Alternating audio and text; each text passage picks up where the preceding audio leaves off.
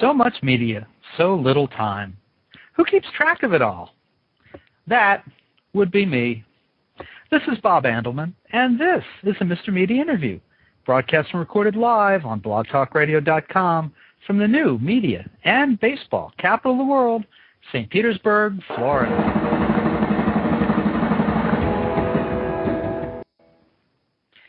Emmanuel Jal's life reads like something out of a movie, which is no doubt why his story is featured in a new documentary called War Child. Jal was a child soldier in Sudan who overcame unimaginable violence, death, and destruction, and fled after being forced to fight as young as 8 years old. Today, he is a rising international hip-hop star with one of the most amazing life stories you'll ever hear. War Child received a Viewer's Choice Award at the Tribeca Film Festival and premieres in New York on November 14th. You can learn more about the movie at the website www.warchild.com. Here is an audio clip from the movie. This rap I'm doing is a personal thing. It's about me, about my country, and what I face. Are you guys ready? Okay. My dreams are like torment. My every moment, voices on my brain of friends that was slain. Friends like Loal who died by my side of starvation. We used to raid villages, stealing chickens, goats and sheep, anything we could eat. I knew it was rude, but we needed food. And therefore I was forced to sin to make a living. Sometimes you gotta lose to win. Never give up, never give in. Left home at the age of 7. 1 year later, I live with an AK-47. By my side, slept with one eye open wide. Run dark, play dead and hide. I've seen my people die like flies. Yiggish, yiggish, I'm on a fight. Day and night, sometimes I'm doing wrong in order to make things right. It's like I'm living a dream first time. I'm feeling like a human being, The children of Darfur, your empty bellies on the telly, now it's you that I'm fighting for. Ask God questions, what am I here for? Why are my people poor? Innocent people die every day. And I ask God why and why. When the rest of the children were learning how to read and write, I was learning how to fight. That's my story. Emmanuel Jal, welcome to Mr. Media. Hello. Hi, how are you? I'm all right, thank you. Thanks for taking time to join us today. I watched the movie, and I have to say, you don't need me to tell you this, but you've lived a most amazing life. I wondered, do you ever think, why me? Why was I saved from all the things that were happening, and so many of my countrymen were not or could not be? Up to now, it always come into my head, why am I alive? Why am I here? And why me, and I still have that question, and the only answer that I got was, if you're in an orphanage and somebody just come and decide to pick you out of all those children who are in need, you don't know how to answer it. Let's go back to the beginning. I know a lot of people will not have had the benefit when they hear this of having seen the movie yet. So take us back. You're an 8-year-old boy. You're carrying an AK-47 rifle. But that was life as you knew it. The same way that when I was 8 years old, I was down the street playing baseball. That was just life as you knew it, right? You see, I was born in the most difficult time. My country was at war then, and my village, my family members were scattered all over. So it was like, my life, I wasn't seeing anything clear. So when we were taken to Ethiopia, they were told we were going to school. In my heart, I always wanted to know, what is this? Who has burned down my village? Who has killed my mother? And what is this and all this? So when we're told who the enemy was, so that's when we accepted to be trained. And it wasn't an easy life, As a kid, you're learning to live like an adult. You're being trained to kill. And a lot of people die, a lot of my friends, and, seeing children burying their own dad, it was a difficult life for me. Did you know at that point that there was, that there were other kids, that there were other people living very different lives in other places, or do you not know what's beyond what you can see at that point? To be honest, I didn't know how big the world is. I thought we were the only people who were suffering in the world, and the world was ending. That's what I thought. So I didn't. My knowledge and my mind grew when I smuggled into Kenya to discover, like, we are not the only people suffering on earth. Well, and I guess you just referenced it, but what is it that changed? How did you get out of that situation? Well, it happens when I escaped with a couple of friends of mine from a battlefield, and then I ended up, I met a British aid worker, an American lady, and then they smuggled me into Kenya, and that's how I got out. And this is Emma? Yes, Emma. Why do you think that she chose you? Obviously, there are a lot of children in very bad situations. Had you spoken to her before? Was there something? What was the connection? I don't know why she chose me. I've been in the front line. I've been one of the luckiest kids around there, because I always get into trouble. So even commanders, whenever they see me with other kids, they always pick me and put me in their headquarters. And so when I came and my AK-47 was dragging the ground, her and her friends decided to pick on me. There were other kids, but she decided to take me to a compound. So I did not really know why she just chose and picked me and decided to take me to Nairobi. She rescued over 150 child soldiers, but she never took them to live with her. So I was the only one of all the children that she has helped to actually take to live with her. You got to spend some time. How long were you actually with Emma? I would say 6 months. 8 months, then she was killed. Yeah, there was a car accident, as I recall, right? Yes. Yeah. It's just you've gone from such circumstances to more things. So how old are you then? Are you 8? You're 9 years old? Now what? Well, when she's taking you to Nairobi, you spend about 6 months with her. Are you about 9 years old by that time, or older? No, I was about 12 years old. She rescued me when I was 12. All right. 12, 13. And you've gone from 6 months. I spent 6 months with her in Nairobi, and I think a couple more months in Sudan before. So I would say maybe 9 months in total. Okay. And when she dies, your life is thrown up in the air again, and you wind up living in the slums. Now you're away from the people that you've grown up with. You're away from Emma, who saved you. How do you survive again? Well, all my life I've been living on movement. I lived a life like a refugee. Refugees were never stable, so you stay in one place, then the next day bombs or war. So it's like I got kind of used.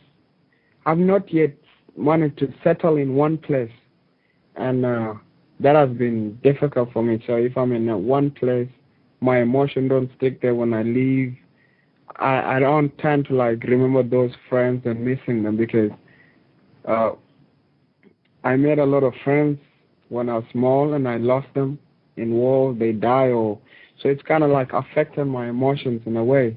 But I'm kind of fine, I'm living a responsible life now, and everything I do is a responsibility, representing those who were in a tough situation, and also knowing that I've made it here. It's inspired a lot of young kids to continue finishing their schools, and not only for places where people are suffering, but young people who are fortunate and complain about their situations. They also get inspired to to want to go to school and achieve their dreams.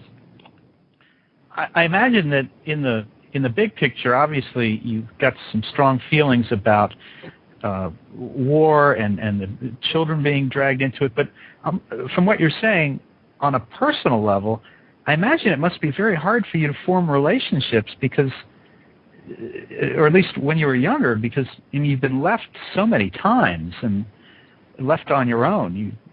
That's got to be very difficult.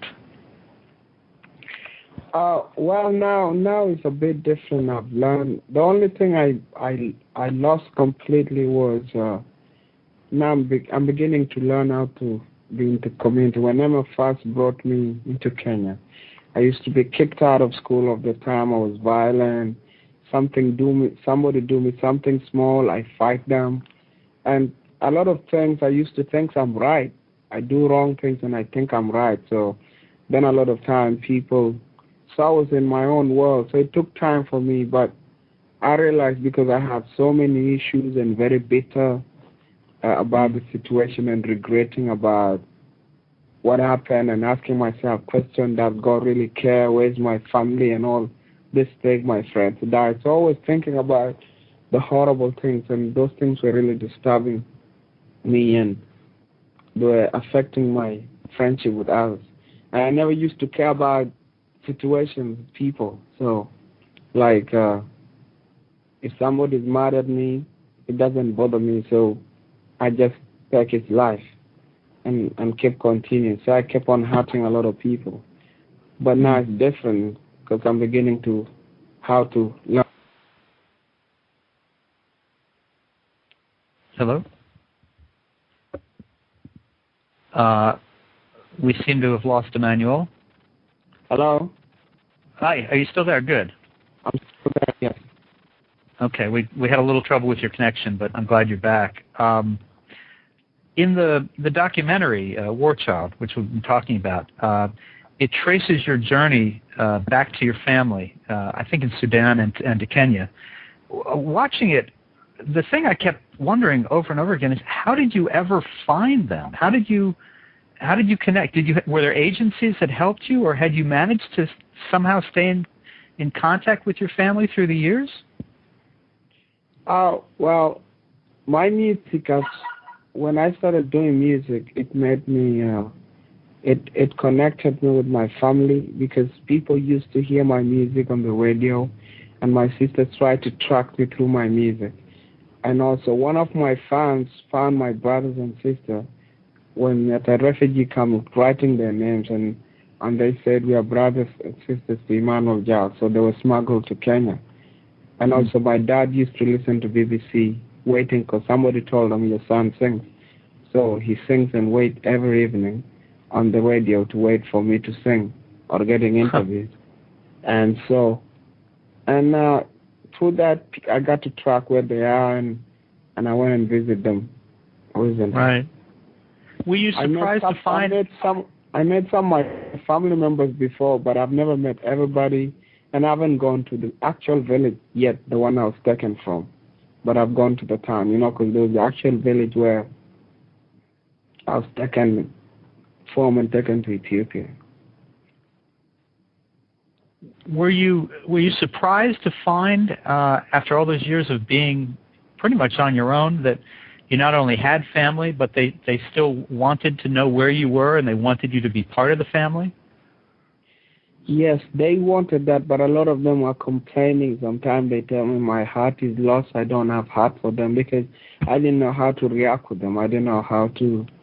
So most of the time I was acting the situation, because my heart was cold and I was feeling nothing. But now I'm kind of like asking these are my brothers, these are my brothers. So every day I'm telling myself I have to get my emotions out and relax and get used to them. And I could see that when you're reunited with your family, your father, your grandmother, your sister. I think you call your small sister. Yeah. That's it, right? And I was thinking that would be a very awkward difficult situation to suddenly be thrown into a room with people that you have not seen for 18 years, and you've got cameras on you. That's must have been very difficult. I could see if you had to do a little acting, because who would know how to behave in that situation? No one alone. It's hard, it's hard, to actually put that, because a couple of my family members I haven't met before, but some of them I met. So it was difficult for me to actually put everything together. So I had to act, not to the camera, but to the people. And that was the thing that was killing me, because my emotions were not really, really, really there, and I felt really bad about that. Mm. So when the cameras were off, did the family treat you differently? No, it was the same. They killed a cow, there were celebrations, and I was being taken through the history of the family. And now I'm more connected to the family, so I talk to them on the phone a couple of times. Mm-hmm. And I'm planning to go back. My sister is in Nairobi, and I'm supporting them through school. So there's a connection, and it's growing. While we've been talking, I've been thinking that there's a rather famous gentleman in the United States right now who was just elected president, whose father was from Kenya, and has been Barack Obama, of course, and has been learning about members of his family that he did not know about over the past year, and somewhat similar in a sense that he didn't know about extended members of his family in Kenya, but as he's become more and more famous, more and more stories have come out, and people have made the connection. Are you will you bring any of your family members to the United States, either to visit or to live? Yeah, I would love to bring them out for education and to come and learn this culture, and also accept their stories and use them to benefit the country, and use the experience. When they come here, they can learn a lot, so that when they go back home, they can help to build the country. I'm thinking that the most difficult part of being reunited with your family, especially with the cameras, is when your sister tells you what happened to her as she was fleeing as a refugee. And here's a young woman who you've just met. Really, I mean, you've just met and she's telling you this horrifying story about rape and violence, and all you can do is hold her. I mean, you can't do anything to the people who've done this to her at this point. That must have been very difficult. I actually met I met my sister earlier before we shot the documentary, but she never told me her story. So, and her telling her story on the camera was a shock for me, because I've known her she has been staying in Nairobi for a year and a half, since 2005.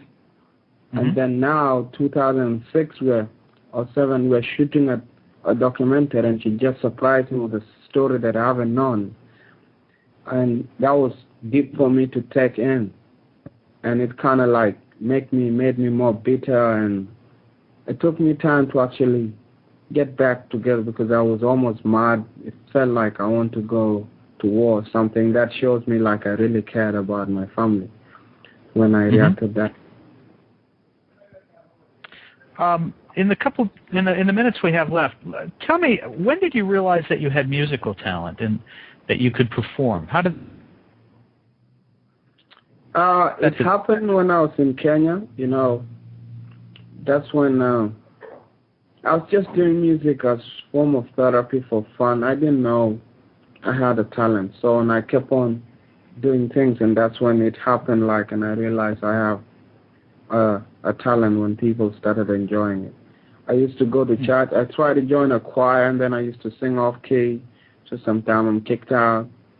And then I decided to just write lyrics, and I realized rap, you're just talking. So if people like your voice, then they take it, and if they don't like it, then you just have to keep on polishing it. And are you performing now? Are you recording? Tell us a little bit about where your career is with music. I have an album out called War Child. It's been released in the United States. It's available on iTunes, Amazon, or some of the major stores. Okay. I have 3 albums out. There's one called Gua, there's one called Ceasefire. And then at the moment, I'm just promoting the documentary. I've come for the premiere on the 14th, which is going to be for 7 days. And also my book is coming out next year. So, and then next year I'll be working on another album. But people can visit my, I have a website on MySpace. They can go to www.emmanueljal.org or www.myspace.com/emmanueljal. Okay. I'm writing that down so I can share that too. Great. Let me ask you this final question. How you've been through things that most people around the world will never experience, will never see. How would you like the world to react to your story? What would you like to see happen in places such as Darfur? What? Just to let the world know they have a power to change, because I believe in people. I believe people have the power to change things and make things happen, just like Obama, who came and talked about the situation, the change that America needs, and now they made him president. I'm calling for change, for people to know about situations that are happening, and everybody is responsible, and everybody can make a difference. You know, just like in the world wars, when they say nothing like this shall ever happen, they sign that genocide shall not be allowed to happen. But you know, when it comes to Africa, people don't care at all. You know, so I thought, like, does this human rights law really apply for black people? And that's why I'm here, and I'm saying I'm going to talk my story. I'm going to go in form of an art and get the normal people who have a conscious mind who can make a difference, because they are the one who actually can change the government. So that's why I'm pushing myself. So. And it shows how people are powerful, because when George Clooney went to Darfur, the amount of publicity about Darfur went up, and more young people were inspired all over the world to do walking to the embassy, saying stop the genocide, and that actually reduced the amount of damage that would have been done by the government of Sudan, because he saw like the world are rising up and they're watching up what he's doing, and so that's why I'm pushing myself out. All right. Well, folks, you can learn more about War Child, the documentary film about hip-hop star Emmanuel Jal's inspirational life, at www.warchild.com. And as he mentioned, you can also get information about his three albums, myspace.com/Emmanuel, EMMANUELJAL. Emmanuel, I appreciate what you've been through. I appreciate your time today. It's supposed to be warchildmovie.com. Warchildmovie.com. I'm sorry. Yes. All right, I stand corrected. Warchildmovie.com to learn about the movie. And MySpace, you can find Emmanuel Jal there and learn more about his albums. And the albums are available on, you said, Amazon.com and also on iTunes. Yes. So thank you very much for your time. I hope you have nothing but happy memories ahead of you. And thank you for joining us today. Sure. Thank you very much, sir. Thank you. All right. Take care. Okay. Bye. Bye-bye. And folks, for dozens more celebrity and media newsmaker interviews, you can surf over to our main website, www.mrmedia.com. That's where you can listen to my earlier conversations with the makers of documentary films, such as Anita O'Day, The Life of a Jazz Singer, In Search of Kennedy, Election Day, and In the Shadow of the Moon. please think about writing an online review of Mr. Media, casting a vote for Mr. Media, or marking Mr. Media as one of your favorites, whether you listen on Blog Talk Radio, digitaljournal.com, Podcast Pickle, Vox, Folio, Mediafly, Podfeed.net, Blueberry, Zencast, Odeo, the Kindle Reader, or iTunes. And if you've got an idea for a guest, please email me directly at bob@andelman.com. Thanks so much for joining us today. I always appreciate when you give a little piece of your day and share it with us. Let's leave with another listen to Emmanuel Jal's rap from the opening of War Child. Bye, everybody. This rap I'm doing is a personal thing. It's about me, about my country, and what I face. Are you guys ready? Okay. My dreams are like torment. My every moment, voices on my brain of friends that was slain. Friends like Loal who died by my side of starvation. We used to raid villages, stealing chickens, goats and sheep, anything we could eat. I knew it was rude, but we needed food. And therefore I was forced to sin to make a living. Sometimes you gotta lose to win. Never give up, never give in. Left home at the age of 7. 1 year later I leave with an AK-47. By my side, slept with one eye open wide. Run dark, play dead and hide. I've seen my people die like flies. Yiggish, I'm on a fight. Day and night, sometime I'm doing wrong in order to make things right. It's like I'm living a dream first time. I'm feeling like a human being, The children have died for, your empty bellies on the telly, now it's you that I'm fighting for. Ask God questions, what am I here for? Why are my people poor? Innocent people die every day. And I ask God why and why. When the rest of the children were learning how to read and write, I was learning how to fight. That's my story.